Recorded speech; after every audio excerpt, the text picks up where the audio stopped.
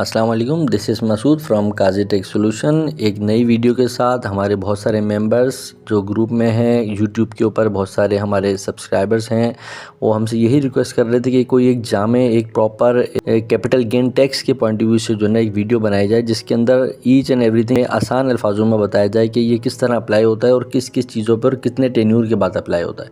तो हमने उस रेफरेंस से ये एक वीडियो बनाने की कोशिश करी है, जिसके अंदर आपके पास तमाम क्लैरिटी आ जाएगी, जिसके अंदर हमने 6 कॉलम लिए हैं और उसको हमने डिफ़ाइन किया है as per income tax ordinance 2001 और with reference to tax year 2026 जो अपडेटेड है अभी तक का, उस रेफरेंस से हमने ये इन्फॉर्मेशन ली है।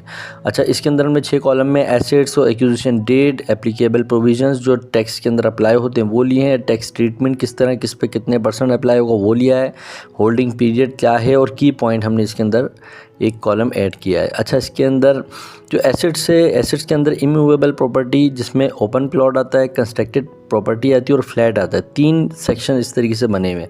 इसकी डिटेल हम फर्दर नीचे पढ़ेंगे और उसके आगे जाएं तो एक्विजिशन डेट आई हुई ऑन और आफ्टर 1 जुलाई 2024 के बाद जो भी चीज़ हमने अब ली है यानी प्रॉपर्टी में, यानी ये ओपन प्लॉट लिया है, कंस्ट्रक्टेड लिया है या फ्लैट लिया है, तो वो इस प्रोविज़न के थ्रू जो 2001 के अंदर अप्लाई हुआ है उसमें क्या टैक्स ट्रीटमेंट होगी। अगर ATL में बंदा है, एक्टिव टैक्स पेयर लिस्ट में बंदा है, इंडिविजुअल या AOB दोनों में से कोई भी होंगे, 15% टैक्स जो है ना उसके ऊपर अप्लाई स्ट्रेट फॉरवर्ड होगा।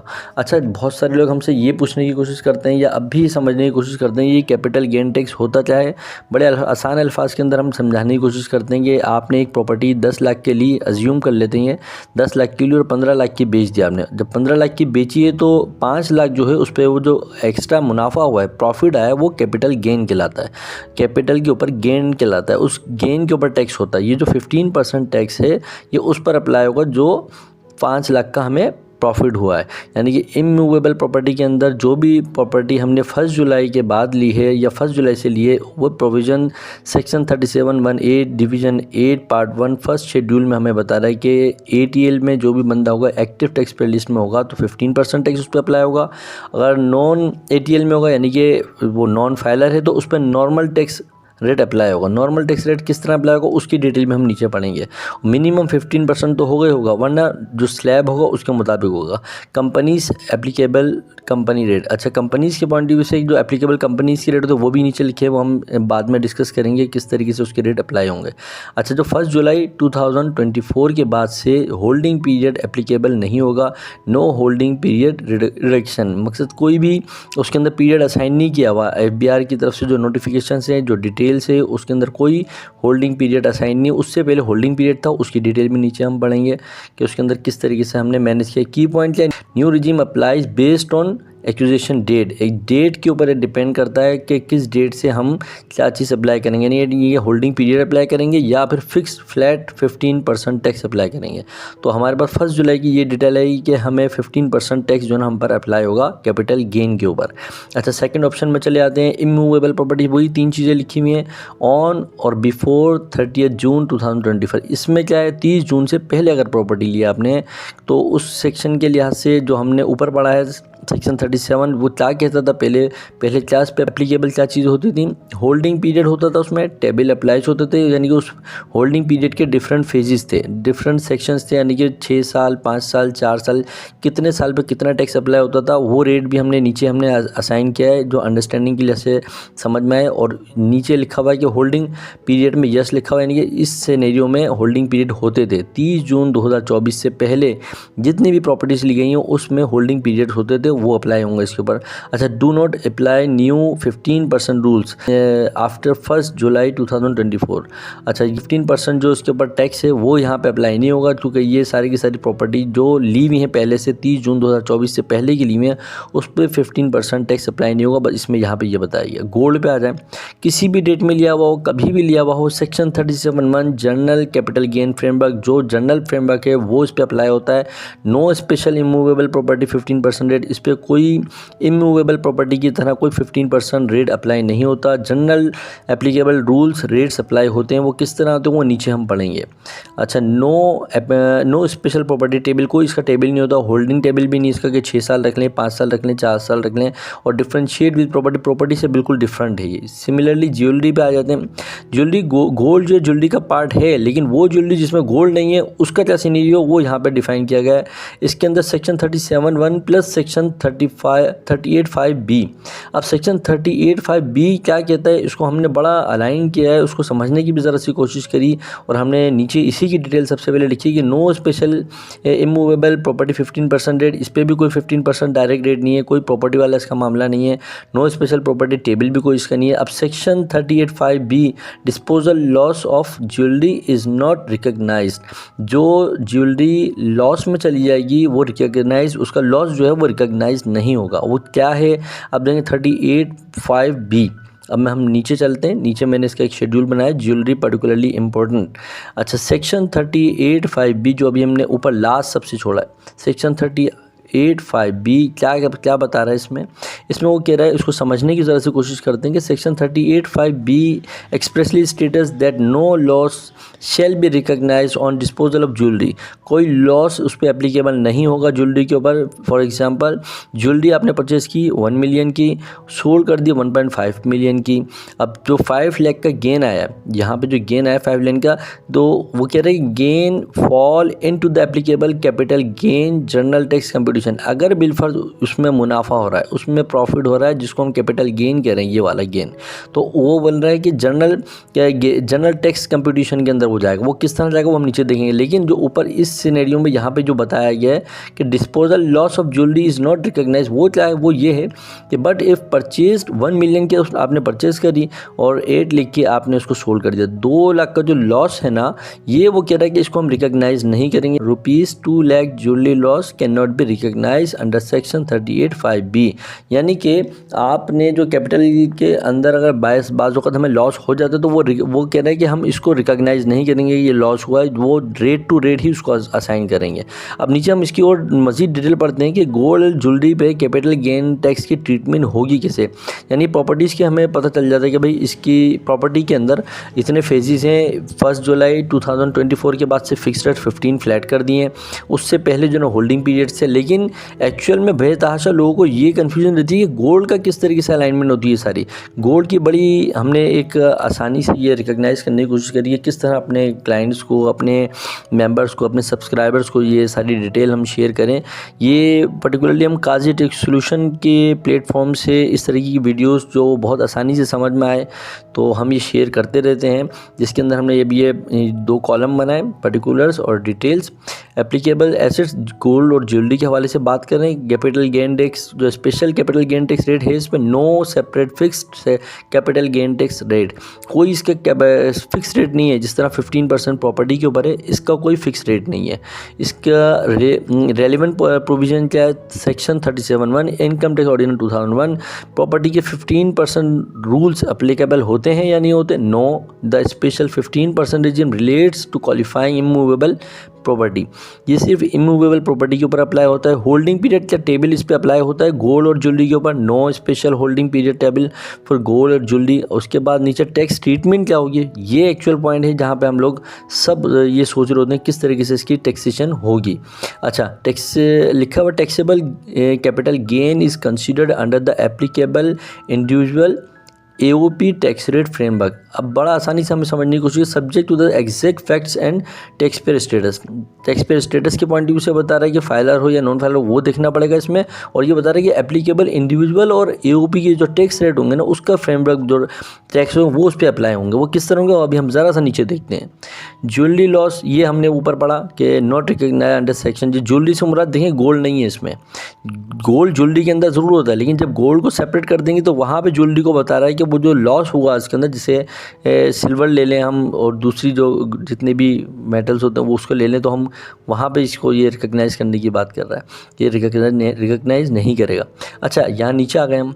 नीचे हम देख रहे हैं कि एग्जाम्पल हमने गोल्ड और ज्वेलरी के लिए क्या है, आसान अल्फाजों में समझने की कोशिश करते हैं। परचेज़ किया हमने गोल्ड 1 मिलियन का, कोई भी गोल्ड हो या ज्वेलरी हमने 1 मिलियन का हमने परचेज़ किया, सेल कर दिया 1.5 मिलियन में, यानी कि 10 लाख के लिए 15 लाख में बेच कर दी, तो कैपिटल गेन कितना हो गया 5 लाख रुपए। जब 5 लाख रुपए कैपिटल गेन टैक्स हुई, क्या जब इस पर टैक्स एप्लीकेबल होगा तो वो कैसे होगा, किस तरीके से अप्लाई होगा, वो हम एग्जम्पशन यहाँ पे देख रहे हैं। If the same person already has 2 million of salary, business taxable income and also earn a 500,000 capital gain from gold, यानी कि वो कह रहा है कि अगर एक बंदे के पास ऑलरेडी 20 लाख रुपए सैलरी है या बिजनेस से इनकम हुई है और आल्सो अर्न, और वो मज़ीद अर्न करता है 5 लाख रुपए, यानी 20 लाख और 5 लाख कैपिटल गेन को मिला के, यानी कि कैपिटल गेन फ्रॉम गोल्ड और सैलरी जो होगी उसकी 20 लाख, ये दोनों मिला के किस तरीके से कैलकुलेशन होगी उसकी। कैलकुलेशन ये एग्जिस्टिंग टैक्सेबल इनकम कितनी है, 20 लाख रुपए है उसकी, गोल्ड कैपिटल गेन कितना है इसका, 5 लाख रुपए इसका, यानी कि ये वाला, तो टोटल मिला के हो गया 25 लाख रुपए। ये बड़ा अंडरस्टैंडिंग से समझने वाली चीज़ है, इस वे में हमने ये सारी वीडियो बनाई है। Therefore the total taxable income of rupees 2.5 million will be subject to the applicable tax rate slab। अच्छा, यहाँ पे ये टैक्स स्लैब का वो पूरा हमारा बस स्लैब आ गया। इसके अंदर हम देखेंगे 25 लाख कहाँ पर है, 25 लाख यहाँ पे फॉल कर रहा है, मैंने यहीं तक रखा है, नीचे भी थी इसकी रॉस, लेकिन मैंने यहाँ तक रखा कि 16 से 32 तक के अंदर 25 लाख आ जाता है। जब 25 लाख है तो 25 लाख के ऊपर 1,70,000 एग्जैक्टली देना ही देना है। 16 लाख तक जो अमाउंट है उसके ऊपर 30% एक्स्ट्रा देना है और 1,70,000 ऊपर देना है, यानी कि 16 लाख से ऊपर चलने तो 9 लाख रुपए। ये तो मैं फिर दोबारा इसको सम अप करने की कोशिश करता हूँ कि जो हमारे पास सैलरी है वो 20 लाख रुपए है साल की, और उसी साल के अंदर हमारे पास 5 लाख का गेन आया, तो 25 लाख हमारी टैक्सेबल सैलरी, टैक्सेबल अमाउंट बन गई, टोटल टैक्सेबल इनकम बन गई। उस टैक्सेबल इनकम को हम इस अपने स्लैब के अंदर लेकर आ गए। वो जब यहाँ पे आए तो 16 लाख से 32 लाख के दरमियान वो टैक्स स्लैब आ रहा है, जिसमें से 1,70,000 तो आपको देने ही देने हैं जो 16 लाख के ऊपर आ रहा है, और 16 लाख से ऊपर 30% देना है आपको, जो कि 25 लाख का अंदर से अगर मैं 16 लाख निकाल दूँ तो 9 लाख रुपए बन रहे हैं। 9 लाख के ऊपर 30% आपको फर्दर टैक्स देना है। ये एप्लीकेबल चीज़ें हो गई इसकी। 30 जून 2024 से पहले जो प्रॉपर्टीज़ ली गई हैं उनका जो टेन्यूर है, उनका जो टैक्स होगा वो इस तरह अप्लाई होगा। हमारे एक मेंबर्स थे अभी ग्रुप के अंदर, हमसे यही कह रहे थे कि वो टैक्स अप्लाई होगा। एक बंदे ने 2020 की जो है ना प्रॉपर्टी ली हुई थी, वो कह रहे थे उस पर टैक्स अप्लाई होगा, जबकि मैंने उनको मैसेज में कहा भी था कि उस पर टैक्स अप्लाई नहीं होगा, वो प्रॉपर प्रॉपर्टी थी उनकी। तो अब अगर हम कंस्ट्रक्टेड प्रॉपर्टी का यहाँ रेट देखें तो 15% है। अगर एक साल के अंदर ही उन्होंने ली और उसी में बेच दी तो 15% फ्लैट रेट है, ओपन प्लॉट हो, कंस्ट्रक्टेड प्लॉट हो या फ्लैट हो। सेकंड हम चले जाएँ, क्या एक साल गुजर जाए, exceed 1 year but does not exceed 2 years, एक साल से ऊपर हो जाए लेकिन 2 साल के अंदर अंदर रहे तो ओपन प्लॉट के ऊपर 12.5, कंस्ट्रक्टेड प्रॉपर्टी के ऊपर 10% और फ्लैट के ऊपर 7.5%। बड़ी आसानी से हम लोगों की सबके समझ में आ रहा होता है। ये exceeds 2 years but does not exceed 3 years, 2 साल से ऊपर हो लेकिन 3 साल के अंदर हो तो ये रेट है 10, 7.5 और 0। और देखें आप ये वाज़ेह तौर पर बता रहे हैं कि फ्लैट के ऊपर हर 2 साल के बाद, फ्लैट के ऊपर 2 साल के बाद कोई कैपिटल गेन टैक्स नहीं है। ये उस सूरत में बात हो रही है अगर आपने प्रॉपर्टी 30 जून 2024 से पहले ली हुई है, वो फ्लैट लिया हुआ है, तो 2 साल के बाद उसके ऊपर अगर आप सेल करने जा रहे हैं, आपने 40 लाख का फ्लैट लिया है और 50 लाख में बेच रहे हैं, तो उस पर कोई 10 लाख के ऊपर कोई कैपिटल गेन टैक्स नहीं होगा 2 साल के बाद अगर फ्लैट बेच रहे हैं। सिमिलरली जब आप कंस्ट्रक्टेड प्रॉपर्टी के ऊपर जाते हैं तो 4 साल, जो अगर आपने 30 जून 2024 से पहले ली हुई है और 4 साल उस पर गुजर गए हैं तो 0% कैपिटल गेन टैक्स है। ये हमारे एक ग्रुप मेंबर्स कह रहे थे कि नहीं उस पर टैक्स होगा, चार्ज होगा, तो मैंने उनसे रीज़न पूछी थी लेकिन उसके बाद उनका कोई रिप्लाई आया नहीं। लिखा हुआ exceed 4 years but does not exceed 5 years, तो 5% टैक्स ओपन प्लॉट के ऊपर है, 0% टैक्स कंस्ट्रक्टेड प्रॉपर्टी के ऊपर है और फ्लैट का तो ख़त्म ही हो गया। अब हम इसी तरीके से जब 6 ईयर्स के चले जाते हैं, अगर प्रॉपर्टी आपने 30 जून 2024 से पहले ली हुई है और अभी 2026 के बाद भी अगर वो 6 ईयर्स गुजार लेते हैं तो उनके ऊपर 0% टैक्स अप्लाई होगा। ये है क्योंकि वो जब उन्होंने प्रॉपर्टी ली थी तो उस टाइम ये कानून, ये लॉ अप्लाई हुआ था जो 30 जून 2024 से पहले था। उसी लॉ को उन्होंने देखते हुए वो प्रॉपर्टी ली जिस पे वो 6 साल गुजारेंगे तो उनको एग्जेम्पशन मिलेगी। ऐसा नहीं हो सकता कि वो अभी 2026 आ गया, 27, 28 आ गया तो जब वो बेचें तो 15% फ्लैट टैक्स उनको उस टाइम देना पड़े, ऐसा नहीं। हाँ, 30 जून के बाद लिए जिसकी इन्फॉर्मेशन हम अब पढ़ लें। Immovable property new regime acquired on और आफ्टर 1 जुलाई 2024। ये वो रिजीम है जो हम पढ़ लेते, जो हम डिफरेंट वेज में कह भी रहते। इंडिविजुअल हो, एओपी हो, अगर एक्टिव टैक्स पेयर है तो 15% flat capital gain tax apply होगा। Irrelevant for rate, holding period कोई नहीं है, जैसे ऊपर होल्डिंग पीरियड थे, होल्डिंग पीरियड कोई नहीं है, फ्लैट रेट है। 1 जुलाई 2024 के बाद से फ्लैट रेट 15% लगेगा। इसका प्रोविज़न वही सेम सेक्शन 37(1) और फिर डिवीज़न 8 के अंदर जो है इसको बताया गया है मज़ीद। इसी तरीके से हम जब नीचे चलें, इंडिविजुअल हो, एओपी हो और नॉट ऑन एटीएल, अगर नॉन फाइलर है तो नॉन फाइलर के ऊपर लिखा हुआ है कि normal applicable tax but not less than 15%, तो टैक्स अप्लाई होना ही होना है उसके ऊपर। अब कैपिटल गेन उसका आगे ज़्यादा बढ़ जाता है तो 15% से ऊपर नॉर्मल टैक्स अप्लाई होगा उसके ऊपर, फिर 15% टैक्स नहीं जाएगा, नॉर्मल टैक्स अप्लाई होगा उसका। अब ये 2026 का जो हमारा टैक्स ईयर चल रहा है, इसके अंदर तो ऑटो कैलकुलेशन आ गई है, क्योंकि उसमें एक्विजिशन डेट भी पूछ रहा है वो प्रॉपर्टी की कब ली थी एग्जैक्ट डेट, और जब हम सेल कर रहे हैं तो डिस्पोजल के ऊपर भी वो पूछ रहा है कि क्या इसकी डेट है जिसमें आपने सेल आउट की है, तो ऑटोमेटिकली खुद कैलकुलेट कर रहा है कि कितने कैपिटल गेन टैक्स अप्लाई होगा। तो ये रिजीम हो हमारे पास 15% की स्टेट, अगर फाइलर होंगे तो 15% ऑटोमेटिकली अप्लाई होगा। और अगर आप ये रिजीम है जिसमें आप नॉन फाइलर और आप वर्किंग करने जा रहे हैं, अभी बन रहे हैं आप, तो आपका जो टैक्स है ना वो 15% प्लस नॉर्मल एप्लीकेबल टैक्स पे चला जाएगा। अच्छा, इररेलेवेंट फॉर रेट से मुराद ये है कि कोई इसका भी हमारे पास स्लैब नहीं है, जिस तरीके से ये ऊपर बने हुए ना पोर्शन बने हुए सारे। अच्छा, विजन क्या 8 है, एप्लीकेबल फर्स्ट शेड्यूल प्रोविजंस, ये इसके अंदर नॉन फाइलर के हवाले से डिटेल सारी दी हुई, वो हमने यहाँ पे प्रोविज़न इस सेंस में मेंशन करे, क्योंकि हम इंडिविजुअल जाके हर पेज के ऊपर आपको बताएंगे तो हो सकता है टाइम काफ़ी लग जाए। ये शेड्यूल इसीलिए बनाया कि आसानी से विद रेफरेंस आपकी समझ में आ जाए। तो शायद ये अब जैसे यहाँ पे फाइलर के रेट 15% आ रहे हैं, नॉन फाइलर के rate 15% plus normal applicable rate भी आ रहे हैं, मिनिमम 15% आ रहा है। ये जब बंदा अपना टैक्स रिटर्न 2026 फाइल करेगा तो उस टाइम अगर लास्ट ईयर के अंदर 2026 के अंदर उसने ये प्रॉपर्टी ली और या सेल करी होगी और वो नॉन फाइलर था, फर्स्ट टाइम अगर 2026 के अंदर वो अपना टैक्स रिटर्न सबमिट कर रहा है तो वो नॉन फाइलर ही है। वो तो फाइलर जब बनेगा जब 2026 का टैक्स रिटर्न सबमिट हो जाएगा, तो उसके बाद वो विदिन 24 आवर्स जो है ना फाइलर बनेगा। लेकिन उस पर नॉन फाइलर होने की वजह से ये 15%, और अगर कैपिटल गेन टैक्स ज़्यादा हुआ तो नॉर्मल एप्लीकेबल टैक्स जो है ना उसके ऊपर अप्लाई होंगे। वो कौन से होंगे वो हमने ऊपर पढ़ लिए कि कौन से रेट अप्लाई होंगे, वो ये वाले रेट अप्लाई होंगे उसके ऊपर सारे। अच्छा, हम फर्दर नीचे आ जाते हैं। कंपनी के हवाले से बताया हुआ है कि applicable company rate under first schedule में कंपनी के रेट लिखे हुए हैं। अगर कोई कंपनी प्रॉपर्टी परचेज करती है या सेल करती है उसके पॉइंट ऑफ व्यू से ये दिया हुआ है, तो उसकी फर्दर डिटेल इस शेड्यूल में मौजूद होगी। अच्छा, हमने जो की रेफरेंसेस लिए हैं वो हमने यहाँ पे मेंशन कर दिए हैं ताकि अंडरस्टैंडिंग के लिहाज से आपकी इन्फॉर्मेशन में रहे कि कौन कौन सी हमने लीगली जो ना सेक्शंस यहाँ पे स्टडी करें।